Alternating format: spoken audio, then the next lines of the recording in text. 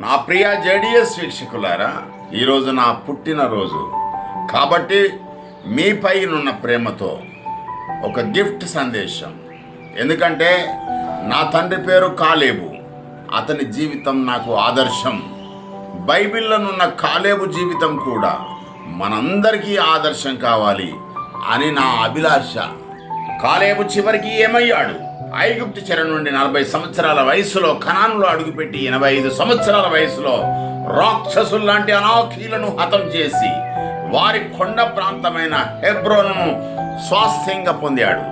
తనకు 2 కూతుళ్ళు, తన కూతుళ్ళకి నిత్య స్వాస్థ్యంగా భూములను బావులను ఇచ్చి దీవించాడు. విశ్వాస యోధుడుగా అలు పెరుగని పోరాటం చేసి దేవుని సన్నిధికి చేరాడు. విశ్వాస వీరుల పట్టికలో చేరాడు. నీవు అలా జీవిస్తావా? ఈరోజే తీర్మానం చేసుకో.